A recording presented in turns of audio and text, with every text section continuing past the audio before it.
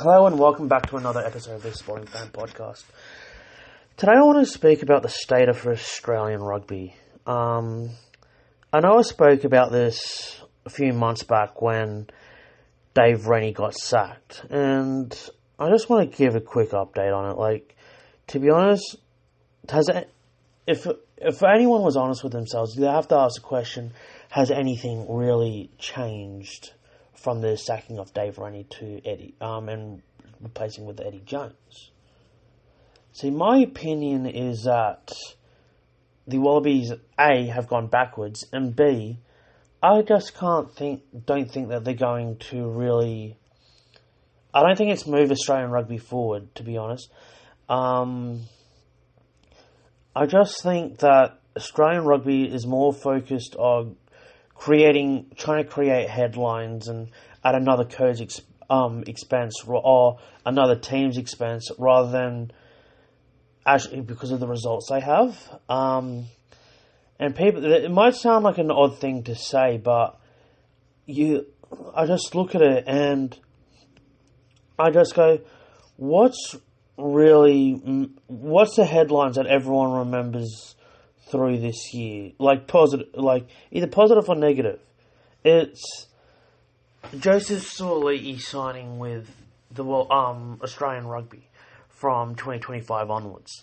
And I know that's a topic unto itself. There's talk that the Roosters might let him go early, but I think that even with that signing with Joseph Suaalii, I'll stay on that for a second to prove my point. They pay $1.6 million a season for him to play in the wing. Now, that would be fine if it was that they pay a lot of players, that A, that they had the money, and B, that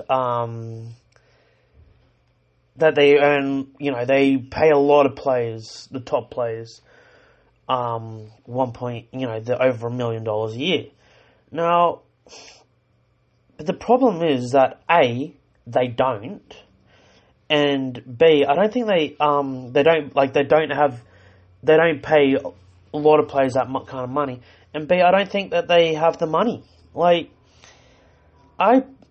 As Brandon Smith said, his Roosters teammate, paying $1.6 million a year isn't going to help them beat the All Blacks. Help the Wallabies beat the All Blacks. And a lot of people misinterpreted what Brandon Smith said there. They took it as him taking a shot at Suaalii. He wasn't taking a shot at Suaalii. He was taking a shot at Rugby Australia. Because the fact of the matter is, he basically summed up what the problem was.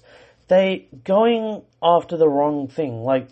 Do I think Joseph Suaalii is a good player? Yes, but do I think he's worth paying $1.6 million a year for? No, I don't. And I think, not only that, I think that money could have been a lot better spent on a lot of other things. The same thing happens with NRL clubs, right?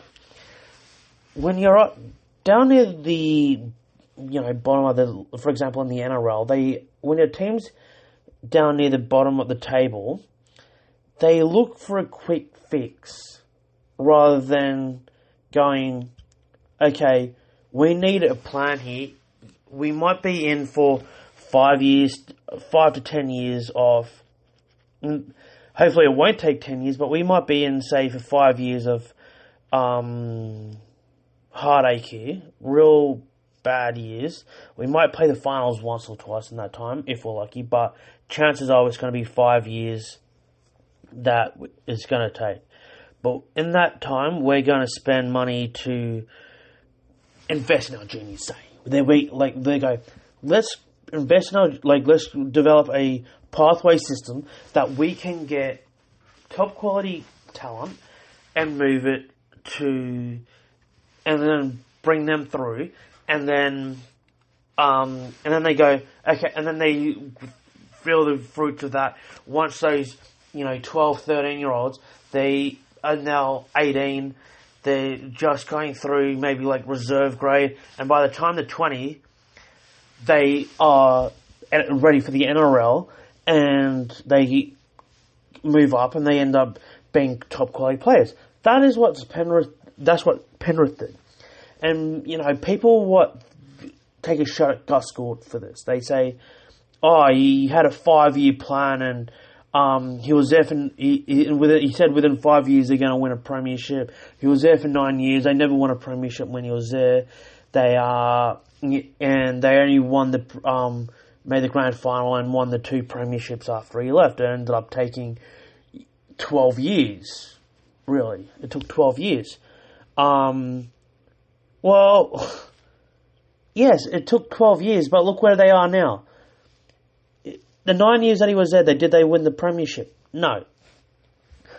But they have now made 3 straight grand finals. They've won 2. They look like they may win another one this year. And if they don't, they're gonna go deep into the finals. And that is a motto that. And Gus Gould said, "I don't want just." He goes, "I realise just in our Penrith area, we're not going to get everyone. We're not going to get all our players. We need to go to other areas." So where did he go? He went to Dubbo. He went to a lot of other regional areas and try to pick up the best players from those towns. And he realised, because if he doesn't do it, eventually these towns are going to go to AFL. So he realised, let's put a junior development program in there. And that's where Penrith are getting players now. And that's where they are today. That's how they got to where they are today. They realised they built from within, and then they go, okay, whatever we don't have, we'll go and buy from elsewhere. They went and bought, Kikau was from, I know he's at the Bulldogs now, but they got Kikau from Fiji when he was there. Then they had, they bought James Maloney in to kind of mentor Nathan Cleary for the first couple of years that he was there. And then when Nathan Cleary first came into the NRL. And so Gus Gould was smart enough. He goes, we can't just have good juniors. We need to have some old hardheads that have been around the block for a bit. James Tarmo was another one. Like, we needed a couple of those old hardheads that have, been there and done that. Like, James Tarmo had won a premiership with North Queensland. James Maloney won a premiership with the Roosters as well as Cronulla. He'd also, made a grand final with the Warriors. So he had always been successful, right? And played Origin and all that. So he brought those guys in. The same with Tamo. He played for Australia and played Origin as well. And he brought these blokes in, and then you realise Penrith, and that's how it built with Penrith, right? And I know what people are going to say, like, oh, you can't just keep buying, with Australia, you can't just buy players from overseas with the Wallabies because, they have the eligibility rules and they need to stay for a certain amount of time and they can't play for another country, or they need to stay, or they need to do this, that, and the other thing. And I understand that, but you can do it in different ways, right? So they need to get out of this mindset Parramatta is a regional area. Like, for fuck's sake, like, excuse my language, but it's the heart of Sydney. Like, there's 2 million people that live, I think it's 2 million people that live west of Parramatta. 2 million people! Like, for friggin' hell, like, if you think bloody, and that's just in Sydney alone, and then they need to get into those areas. Like, they need to go out to Penrith. They need to go out to Liverpool. They need to go out to these Western areas and then also go, like, use the Penrith example, go to the regional areas, put developmental pathways in there, and then eventually bring them into Sydney. And then, yes, you might not be able to bring those international players to play for Australia, but it's not going to help them at the international level. But they might not be able to play at the international level, but they can help in other ways. Like, they can bring in and use if you bring in an international player, they can use their experience at the state level, their domestic level, and bring those players up. Like, for example, if they brought in someone like a Pablo Matera, say, for example, when he went to the Crusaders last year, as much as obviously he learnt a lot from the Crusaders, but he also brought some of his experience and helped bring up young players there, and use his experience for a positive way there. And so you bring them in at Super Rugby level, and bring in a couple of, say, English players or South African players or New Zealand players. And as much as I highly doubt that the New Zealand players would play here, unless it's at the end of their career, but like, they just bring these guys in, and the younger blokes will learn from them. So there is quite a jump between Super Rugby level and international level, and there's also a big jump between school. There's like a massive jump between schoolboy rugby to grade rugby, and then grade rugby to grade rugby to Super Rugby, and this is where I think Rugby Australia really dropped the ball. They had the NRC, but they never properly promoted it, because I think that is what like, people will say, oh, well, then you never get the state players playing back at the club levels, and, you know, that's half the fun with the Shoot Shield. When the Super Rugby season finishes, you get all the players that are not in the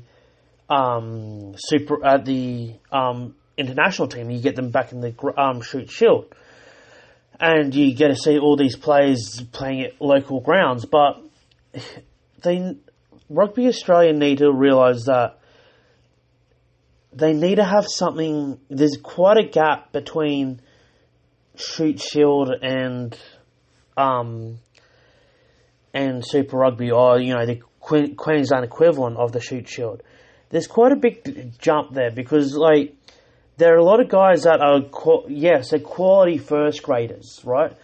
But they're guys that don't have the ability. Like, there's quite a lot of blokes that either don't have the ability to go. They don't, like, they're very good first graders, but they don't have that quality to go to the next level at Super Rugby. Or alternatively, they do, but because they've already got careers and that, like, a lot of them are, you know, tradesmen or what have you, they don't particularly want to. They're happy to play at the Shoot Shield level. They don't want to go to that next level. Whereas if they had that, where they had the NRC, like, a lot of those guys would want to go to that next level, right? They would, you know, want to play. They might want to play Australian Sevens. They might want to play Super Rugby. They have ambitions to play that little bit higher than what they are currently, and I think that's what they need. And it would have been a pretty good in between. Like, you know, it works in New Zealand. New Zealand has a very good NPC competition. You know, with, you know, for example, Auckland, they have Hawke's Bay and all that. And it works very well, because you got a lot of the Super Rugby players that come back and they push those younger kids to that. They push that kind of quality schoolboy attitude out of them. They get that mindset, you're not a schoolboy anymore. you're now an adult and you're playing with adults. They get them into that frame of mind where they help them get them to from where they are to where they need to be. And that's where, and it keeps the skill level up, right? It keeps them training hard, and it just gets, and I think eventually they will just get to a level where that will help Australian rugby, and it also, I think it will help Australian rugby maintain a lot of the young juniors that are going to rugby league. Like, if they have that kind of, because if they go to a grade system, they get lost in the system, right? And they just get lost. And whereas, like, if I had, say, yes, rugby league teams are able to offer more money, and they usually come through at a younger age in rugby league than they do in rugby union, for the most part. Not always. That is obviously a gross generalization, but usually rugby union players, they come through 1 to 3 years later than what rugby league players do. Like, rugby league players, I seem to see, like, a lot of guys, they usually debut around the that 19, 20, 21 age, whereas rugby union, leagues usually debut between 19 and 21, whereas rugby union players usually debut anywhere between 21 and 24. So it's like they need a little bit. It's usually a little bit later in rugby union players, and I just personally think that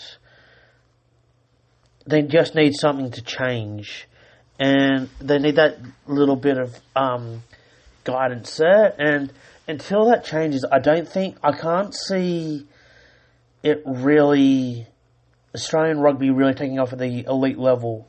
And, like, I know people will say, oh, but, Australian rugby has always been like that, and they've been doing that for 100 years, and, they were successful to an extent with that system. I was like, they haven't won anything they haven't won the Bledisloe since 2002. They haven't won the World Cup since 99. Yes, they may have made the final in 15, but really, that was only because they had fluked a victory in the quarterfinal against Scotland. And, I can't remember who they played in the semi-final, but yeah, they made it through the World Cup final in 15, but how did that final go? They got hammered. Like, the only times the Australians scored was when Ben Smith got yellow carded. The rest, it was literally a 10-minute period where Australia were in the game. The rest of the other 70 minutes, they got pumped. 2003, they made the final and they were competitive, and it was only a Johnny Wilkinson field goal and extra time, like last 30 seconds of extra time, that won them the game. So it's like, but that's 20 years ago. Like, time marches on. Like, you can't keep living in the past. And I think that's what the problem with Rugby Australia is. They live in the past. Like, time keeps marching on.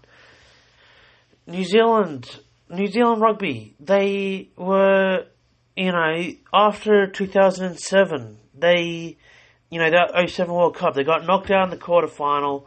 The earlier seven exit. 2008, they had a bad year. Like, admittedly, that 2007 quarterfinal, they lost to France on a bloody pass. I was about a metre and a half forward. Metre and a half forward, maybe even larger than that in the quarterfinal.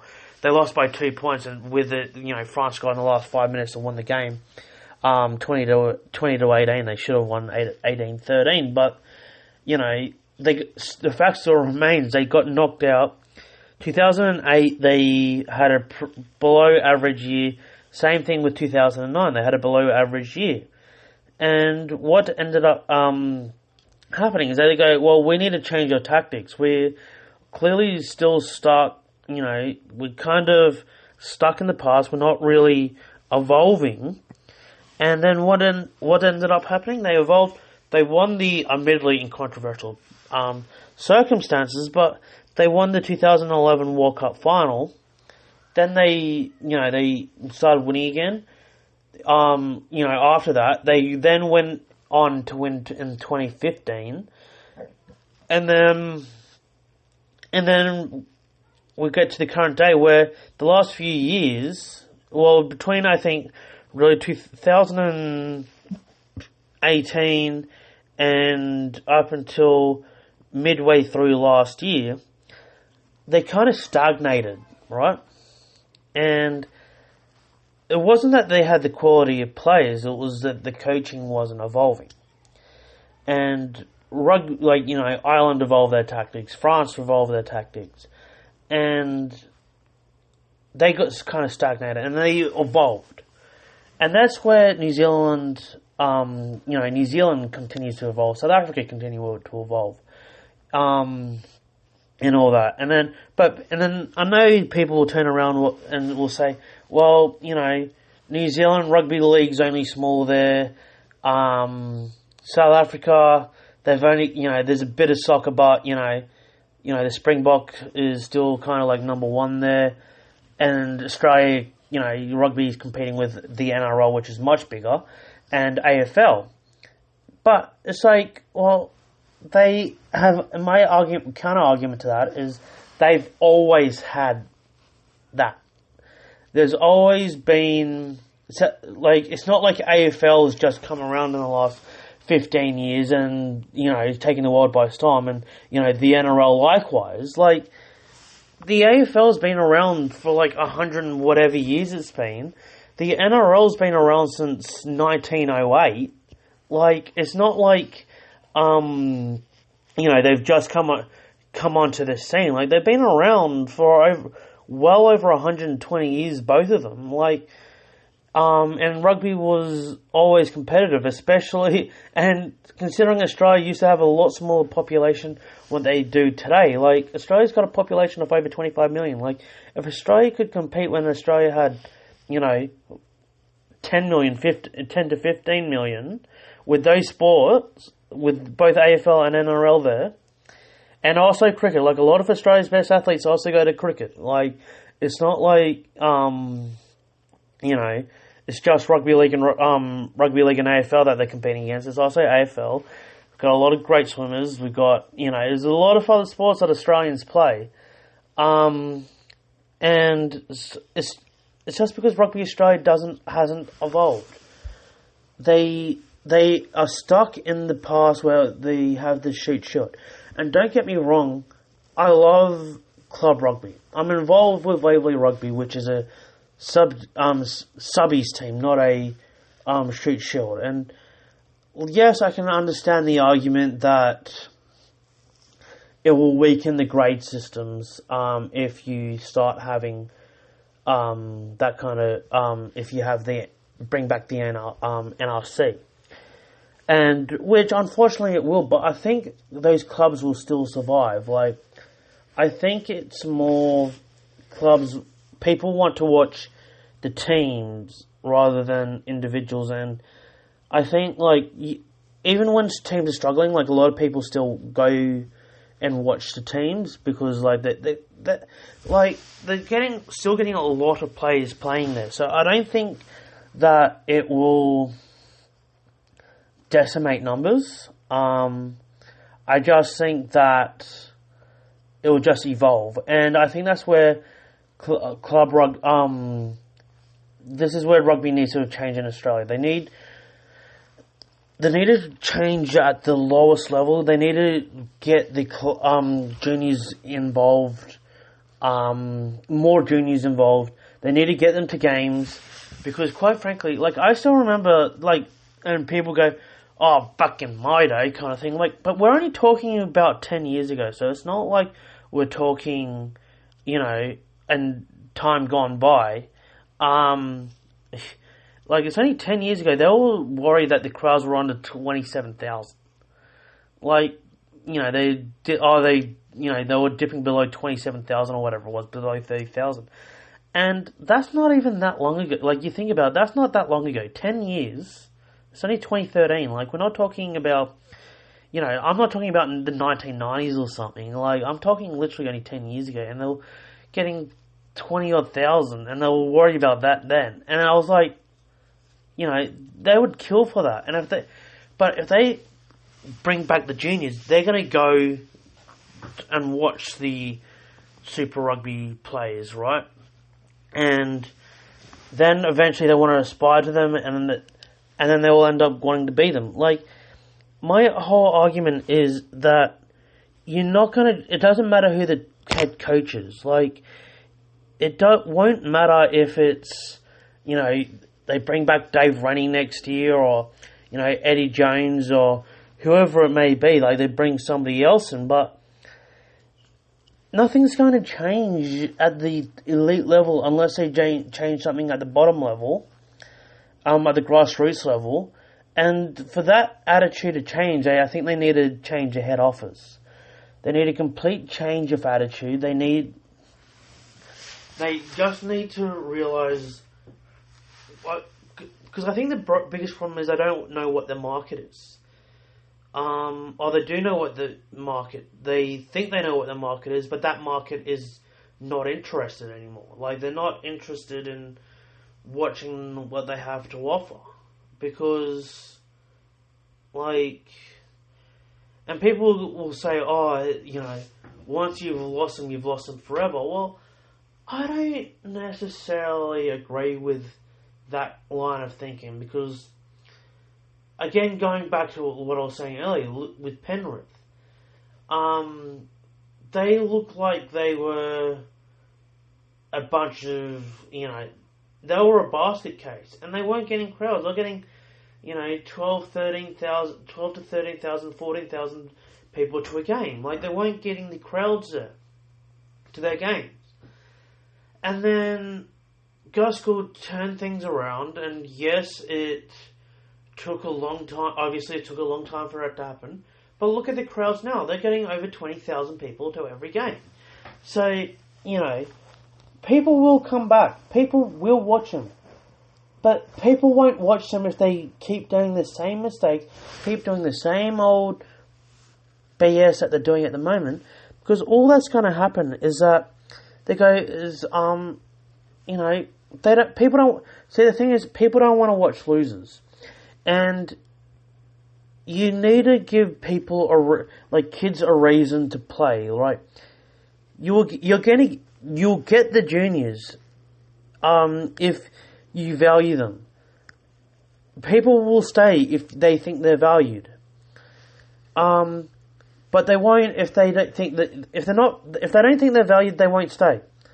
That's why so many rugby juniors leave, because they get told, oh, we're not going to even bother considering you for another 2 years or 3 years or 5 years. We're not going to consider you.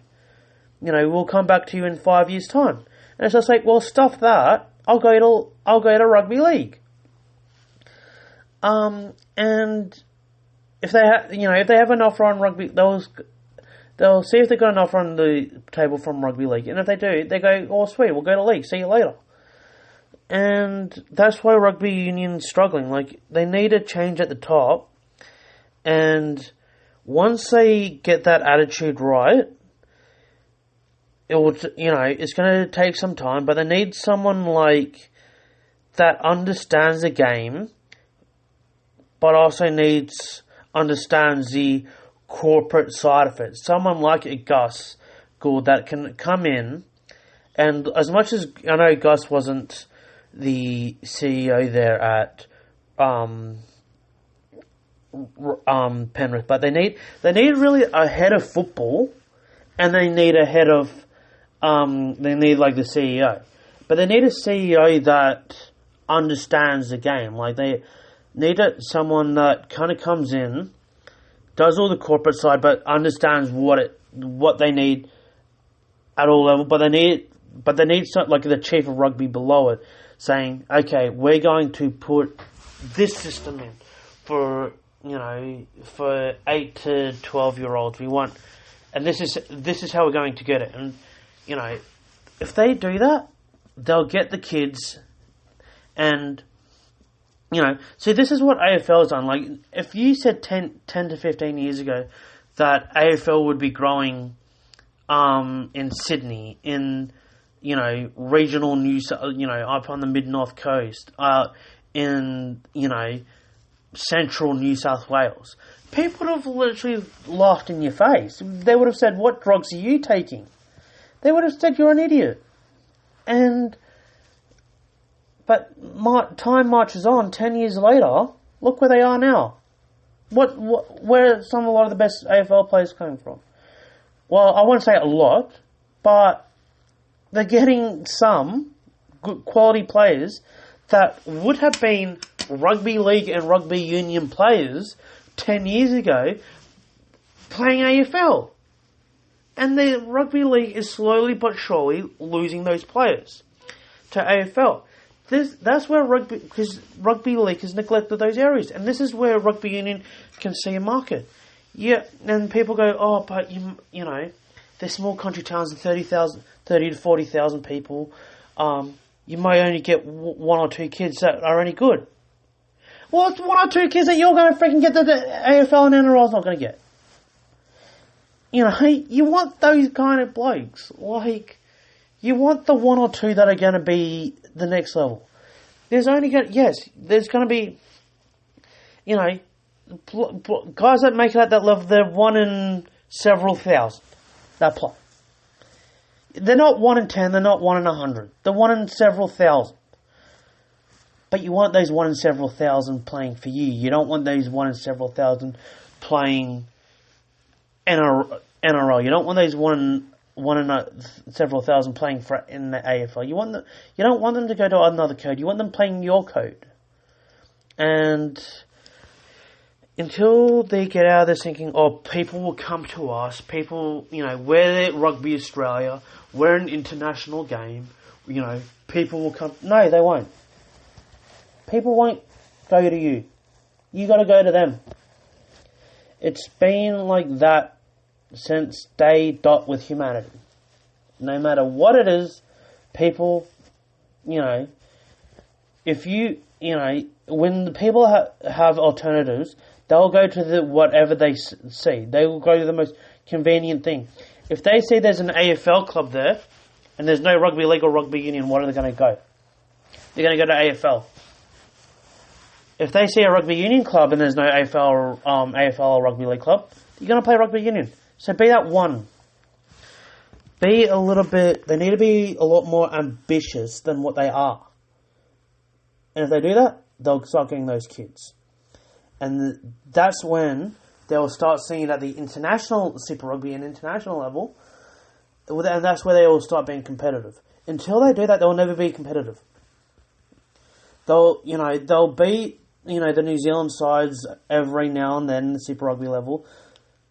But they might beat New Zealand every here and there, every now and then. But they're not going to win the Bledisloe, and they're not going to win Super Rugby. They're not going to win another Super Rugby title until they change their attitude. Until that, it's just, they're going to keep going backwards. They're going to keep losing supporters, and less people are going to go to games. So that's just my take on it. That's where I stand. I think that's what's going to happen. As always, I'm interested to hear what you think, and see if you think I'm being too harsh on them, and or if you agree with me, or if you think you partially agree, partly disagree. I'm always open to talk. So until next time, thank you for listening.